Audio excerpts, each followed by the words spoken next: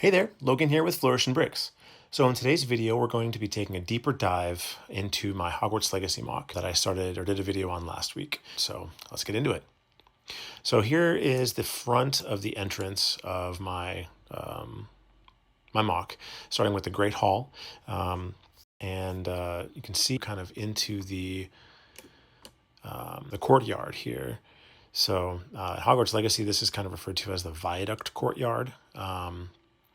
But it doesn't really, I mean, there's no real official name for it in the films, but it is obviously kind of just off of the viaduct, but also just off of the Great Hall. So I showed a small segment of this build that I did in the video last week, so you can kind of see this was sort of where that came from. And then it obviously just sort of continues all the way around. One of the biggest differences between Hogwarts Legacy and the films, as far as Hogwarts goes, is that there's this big walkway that kind of goes all over the courtyard, not just underneath the little archways here, but all the way around. Back this way, it leads sort of to the side of Hogwarts and kind of towards the back.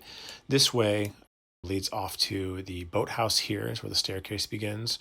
And then over this way, if I can get adjusted correctly, there's a staircase going down. And below this, there's sort of a lower level. And there's like balconies and benches and that sort of thing.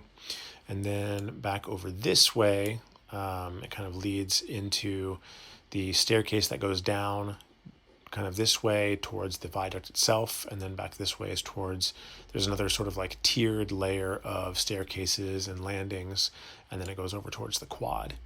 The interior of the courtyard is not super exciting. There's kind of just these three benches here, and then sort of all the arches and the doorways and stuff.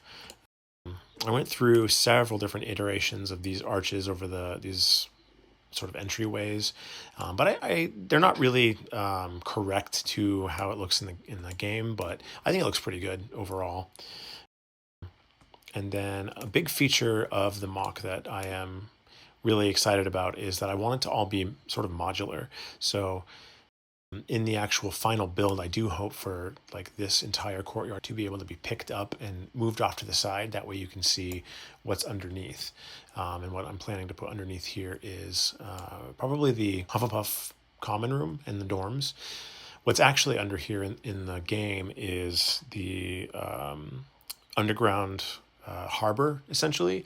And that was never shown in the films, but that is actually how the students get to Hogwarts from the boats in their first year. And it's kind of a cool little nod towards book fans. But yeah, I'm planning to probably do the Hufflepuff common room here because it'll be easier to see. And then maybe have a panel that slides out of the side of the rock work. That way you can really see in sort of from a horizontal view, not just from the top. But I'm not sure if I'm going to be doing the underground harbor as well, or if it's just going to be the boathouse and the Hufflepuff common room. So if we go off to the side this way, you can see just sides of the castle here.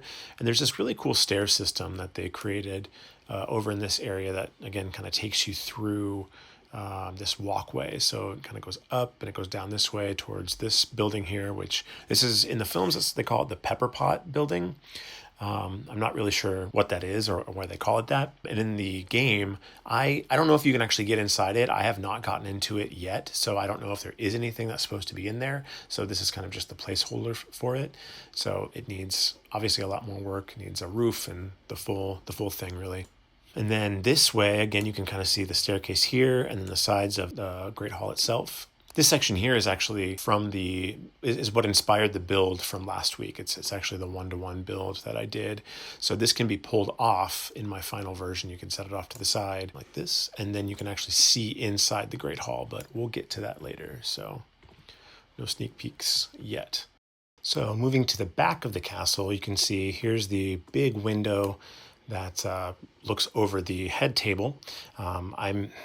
There's some areas in this that are a bit of trouble for me. These arches above the windows, I'm not really sure how to effectively cover them up because there's no piece that really fits in here well. So I'm gonna have to probably try and do that physically with pieces and really do some building. I think I can figure it out that way. And the other kind of troublesome part is this dome up on the top. I just don't really like the way that it's very wide and short and blocky. So I'm really hoping that they can just come out with a 12 stud wide dome that I can just pop in there and not have to worry about doing anything like building it myself. Because I don't really like brick built domes. I don't like how blocky they tend to look. So hopefully I'll find something for that. And then continuing down this way around the side, there's just more of this sort of same thing that's from the other side. This little building here is, there's a couple of things inside there, but we'll get to that kind of more when we do the interior look. But it's supposed to have a conical roof and then these four dormers on the sides. So that there's like this one here that I've started. I'm just having a really difficult time figuring out how to do all four dormers around the sides and also kind of transition it into the conical roof. So a bit of trouble there. And then this little archway here, or this doorway, I really like for the doorway out to this courtyard area back here. I kind of like the way it looks and how it kind of fits in with everything else, just perfectly like that. And then these little pillars or columns continue this way, and then they turn 90 degrees and go back this way. And this is kind of the entrance hall, which leads over to the grand staircase tower, which would be sitting about right here. Very, very, very big. So once we get around to this side, we'll have sort of more courtyard type thing as well. It's got that tiered, I was talking about it earlier, the tiered courtyard or staircases with landings and stuff. And that'll kind of sit back here and connect back over to the main walkway around the Viaduct courtyard. So now that we are back to the courtyard, what I'll do is I'll go ahead and pull this out of the way like this. And then what we're left with is the front of the entrance to the Great Hall. This first building here is what I like to call the reception hall. I think it's also called in the game the reception hall. So obviously, it's kind of similar to the films in the shaping with the little sort of triangular arch thing here. I tried to do the sort of the concentric arches going into the little sort of foyer area here. These doors will open up. I'm not going to try and do it now because it won't, I can guarantee it won't work very well. But here is the front of it. It's got these two dishes, which in the game have like I think this one has the numbered animals. If you played the game, you know what I mean. And I can't remember what this one has. I think this is just like a Hogwarts crest style one. So I'm not really sure what to use for these dishes as far as like prints. I may see if there's like a custom printing I can do and try to get something more similar to what's actually in the game. But we'll just have to see what that looks like. Now this is also a modular part that I'll be able to pull away, and then you can kind of just see into the entrance hall here. So if we look, there's the double staircase here. This was actually featured in the first film. Professor McGonagall was standing up at the top here on this landing as the first years were below, and she invited them up, and then they went in through. There's supposed to be a Hogwarts crest on here. However, again, there's not really a good option for that. I know that there's the new potions cauldron that came out on January 1st has a black dish with the Hogwarts crest on it. And I may try to use that, but I'm not sure if the black will be a little too jarring to put there, or I may again try another custom printed dish, but we'll see what happens. There's also supposed to be a couple of doors leading down, one over on this side. There's supposed to be a little staircase down and a door that leads down to the dungeons. And on this side, there's a door with a cupboard essentially behind it. I don't know if I'll do those or not. It'll kind of depend on how the build goes. And at the back here, you can see the suits of armor and the big stone guards that were called to protect Hogwarts in the final film. If we go through these doors here, I'm thinking about making this a pull-away door, a pull-away wall as well. I'm not really sure. I know the roof eventually will come off as part of the build. That's the plan anyway. So I may not need to do that, but I'm not really sure just yet. We'll have to go to more of an overhead view for this. This is called the entrance hall, which is just off of the reception hall. And it's basically just one long corridor leading to the grand staircase tower at this end. And then on the other side, there's a hallway and a staircase going down, which leads you to the kitchens and the Hufflepuff common room. So that's basically all there is here. On this side, you can see the points hourglasses. They're all back here. They're obviously supposed to be different, but they're all the same build, just so I can see the spacing. Through this set of double doors is what I'm calling the antechamber to the Great Hall. It really was never shown in the films, but in the books, it was where the first years kind of stood and waited to be sorted. There's not much in here other than some arches and then these two suits of armor, which in the games, if you know and you've kind of played around enough, you'll know that these two fight with each other, although they're actually on the same side of the wall. I just had to put them across from each other just because this room is so very small. In the game, you could probably fit easily like 50 students in here, but because of Lego and the size, that wouldn't work here. But this is the antechamber. If we go through these doors, then we're in the Great Hall. So here's the Great Hall from a bit of an aerial view.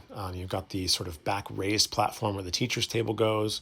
Normally you'd have the podium up here where the headmaster speaks. There's that window from the interior. These two banners have the Hogwarts crest on them, and then there's going to be the banners along the side with the house banners. This is what you saw from the interior of the build that I showed last week with the correct arches and the fireplace and everything all in its proper coloring. The only thing that's not really correct here is that I don't have any proper floor tiles. I want to tile the entire floor off, sort of either with a wood grain looking tile or just like a slate kind of tile. I couldn't find any good way to do the animals that hold the fire dishes, so I went with owls for now, and we'll see if I can figure out something different or if it just has to stay the owls. Otherwise, there's not a whole lot to see in here. It's kind of it's a pretty I don't want to say a boring build, but there's not a lot of exciting stuff in here.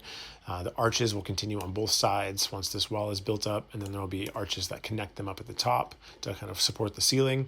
You don't really ever see those in the game because the sky is so cloudy that you just don't ever see that part. And then if we go down here, potentially, actually what we can do is I'll pull this wall off, set that off to the side, and we get down in here, we can take a look. So this is the doorway that leads out to that courtyard at the back, behind the Great Hall and the Grand Staircase Tower. And then this door here, which we were talking about earlier, leads to this sort of circular room of sorts. Inside here, I believe there's just a desk and some clutter, and then an infamous demiguise statue, which if you've played the game, you love the demiguise statues. But that's pretty much all for the build itself. Again, I haven't gotten too far with it. I'm kind of at a point where I'm a little bit stuck, and I really need to physically build this so that I can actually see what I need to do next.